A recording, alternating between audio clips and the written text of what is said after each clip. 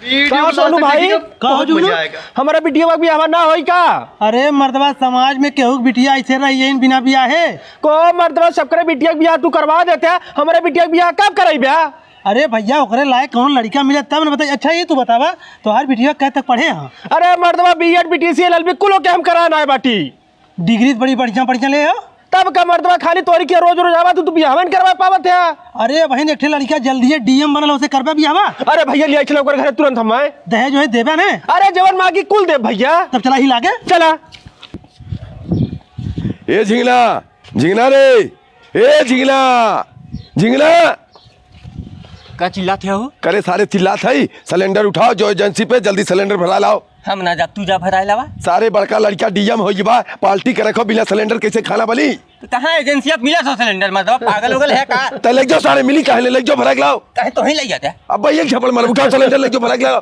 सराऊ नहीं तो भरावे खोद तो नाली मारा थे जो जल्दी भरा के लेके आए पागल सारी। देखा भैया यह घर बात जेकर लड़के बाद डीएम भयल है। ए मेलू चाचा ए चाचा का भैया?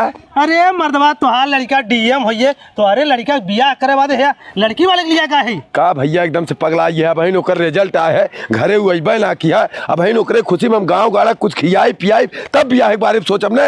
अरे मर्दबा गाँव गाड़ा तो जिंदगी भर खियावल पियावल करबा। इनकर लड़कियां पढ़ल लिखल है बीएड बीटीसी एलएलबी करे के आने बाद में ओकरे साथ में यह डीएम हो जाए। डीएम हो जाए और का तब कह दे बियाह? अरे एकदम बिना सोचे समझे बियाह करा तू। ले बाबू गैस सिलेंडर भरा के लेके आइए। तो सारे घर में लगे उधर ये का धरत है?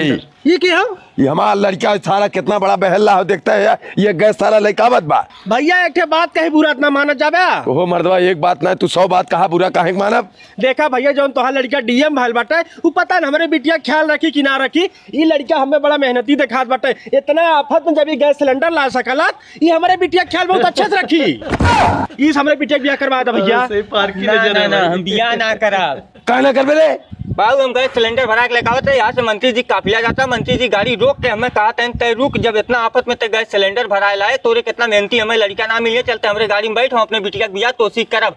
जो हम उन्हें मने कह देते तो उन्हीं खेते मुरई है। अरे सारे कह ले बियाह कैसा? नहीं मंत्री जी बड़ा कौनो आदमी है ओकरे बिटिया हम बियाह करब। ए भैया जा तू सारा लड़ुए मरी बियाह ना करी चूतिया सारी नहीं तो बियाह कैले होता सारा लड़ुए मरवा ले चल घरे में धर बियाह ना करी है सारा मंत्री जी।